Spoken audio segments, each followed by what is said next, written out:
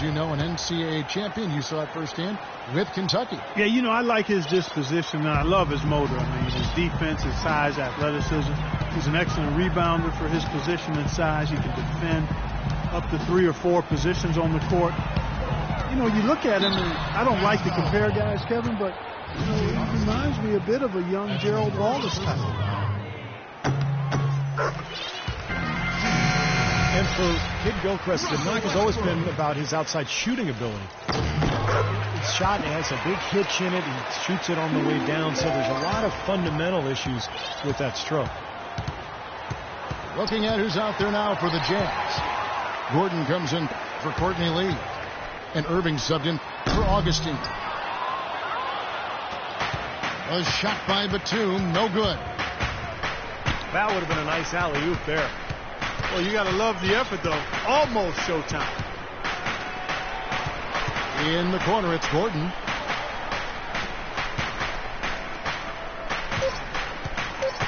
Left side, Gordon. And the buzzer beater, amazing! How about the killer instinct on display there? Wow, fantastic. He didn't even flinch, just buried it like it was any other shot. Unbelievable.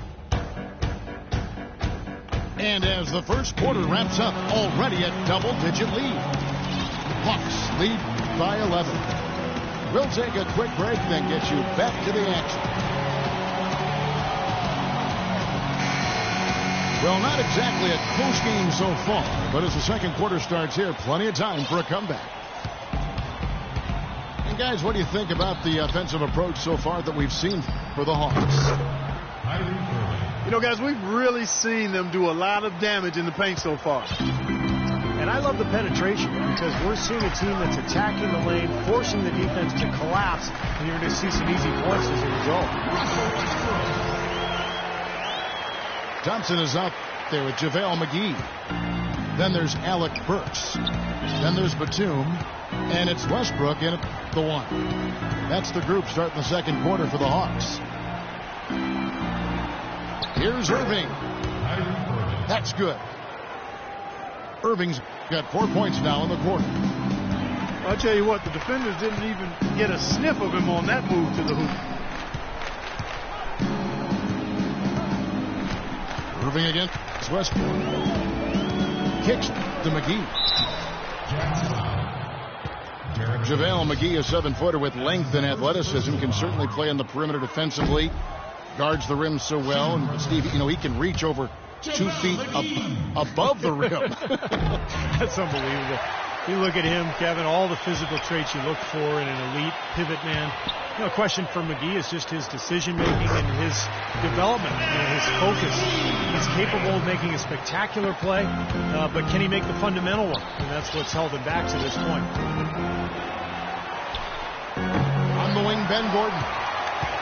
Lets it go from deep. It's been a great day for them on the boards, Clark. That's definitely been a major factor in building this big lead. And, you know, from a number standpoint, the advantage might not be that large, but they have been manhandling them inside. Just about a minute and a half has gone by here in the second. Here's Burks. And the powerful one-handed slam. An indication there of why the scoreboard looks like it does. Very passive defense. But the finish was anything but passive. No, he hammered that down, Clark. Superb above the rim action. Irving kicks to Carroll. Left block shot on the way. Favors dishes to Gordon. And the 3-ball is good. You know what, guys? He can really light it up from the perimeter at times. Atlanta leading by 10. Outside Westbrook. He feeds it to Batum. There's the dish to Thompson.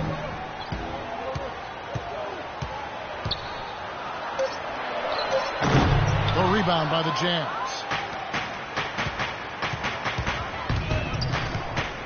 On the wing, Irving. He's covered by Westbrook. Feeds it to Carroll. Pass to Favors. And the shot is good. Favors has got it back down to single digits for the Jazz. The offensive execution really well done. They got the ball in tight for the high percentage shot. Now here's Westbrook. He's got 12. Burks. Second shot opportunity. The shot's good from McGee. McGee's got his second basket of the game. Well, an 8-rebound advantage like the one they have now is always going to swing the score hard in that team's direction. And that's certainly been the case today. Their rebounding has made a huge difference. Now, here is Irving. He's got 7. Clock at 4. That's good. Irving's got 6 in the quarter. The offense really coming around here in the second. Up above 50% shooting now for the game, guys, and they'll definitely take that. It's defense where they need to key in. Here's Westbrook. No luck. Some solid defense there from Irving. On the wing, Gordon. And there's the foul. It's on Nicholas Batum. That'll be his second foul of the game. Boy, with 2 fouls now, he really has to be disciplined and under control for the rest of this half. He hit a 3 in the first, but so far has been unable to capitalize here in this quarter.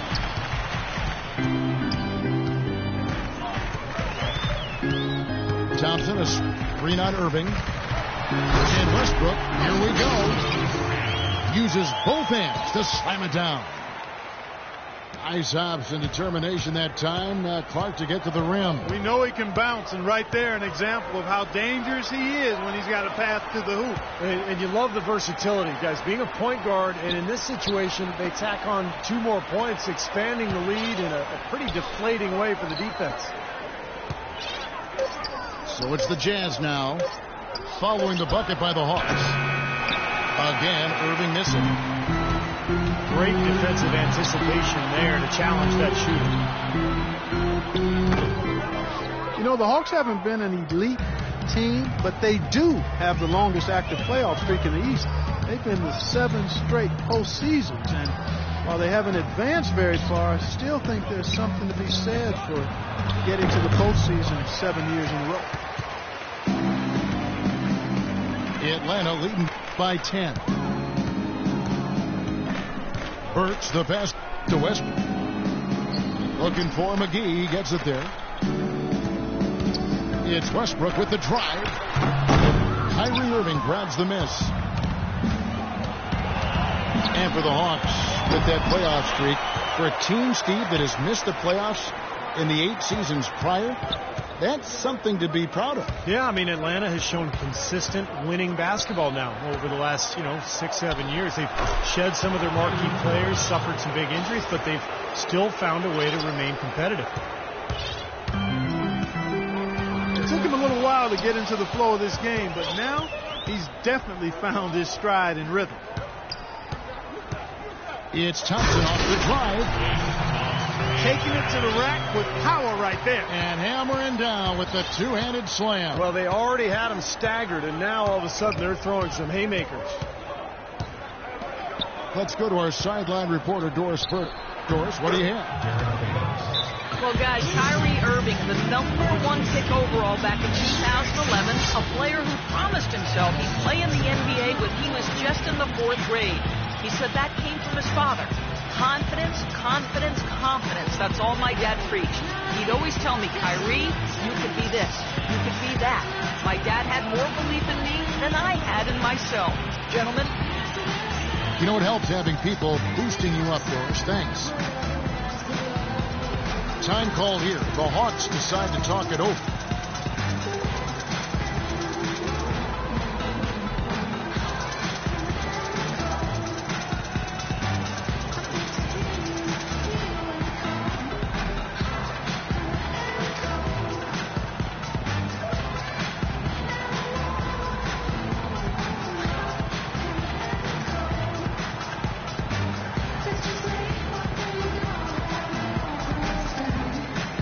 Both teams will make substitutions.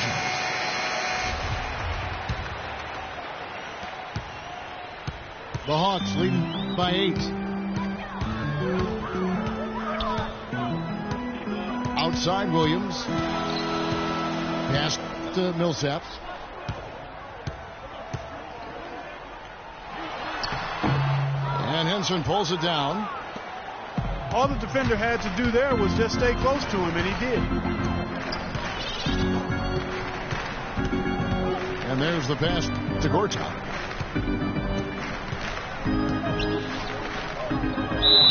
And a foul called on the shot. Got him on the way up that time, so he'll shoot 2 right here. Utah was such a fixture in the playoffs for so many years, almost decades it seems. But recently, they've not been that kind of a team, and the work is cut out for this franchise to get back to being a playoff team. Now here's Williams. Loses his man off the screen and lays it up and in.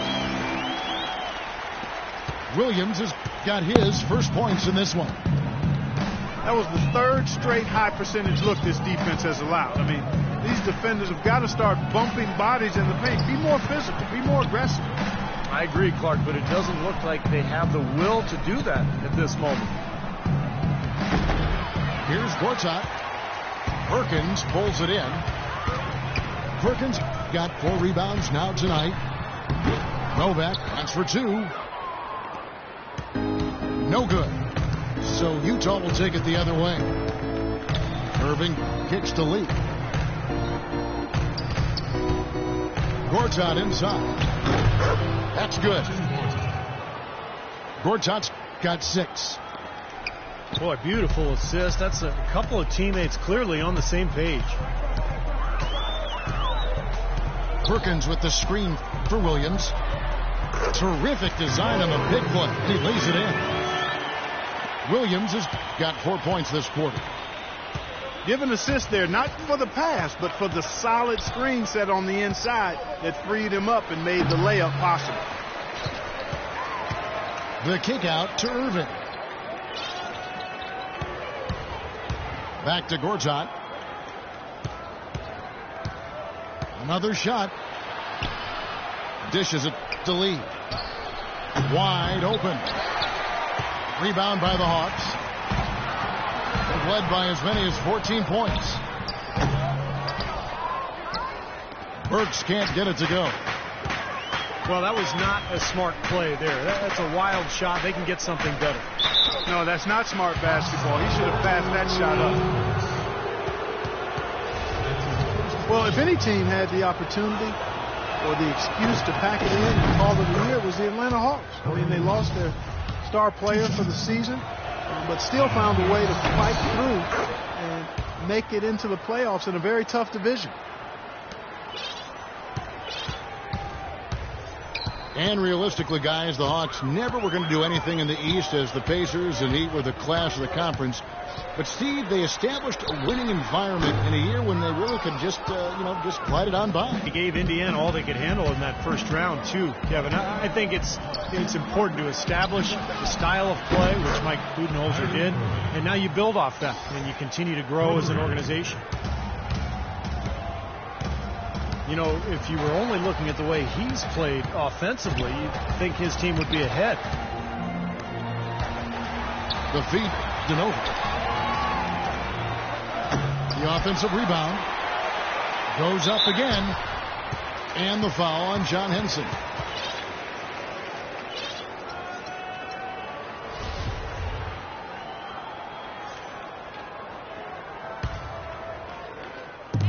Atlanta with the ball. They lead by 4. Novak, that's for 2. And that one's on target from the wing. Utah's gone 2 of 4 from three-point range so far in the second quarter. Irving attacking. He dishes it to Gortat. And that one is hammered home. This game's going to take a big swing.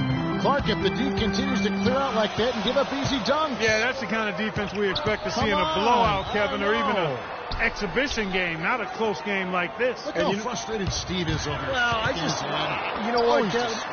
Come on, Kevin. I just like that he didn't choose to just lay it up there.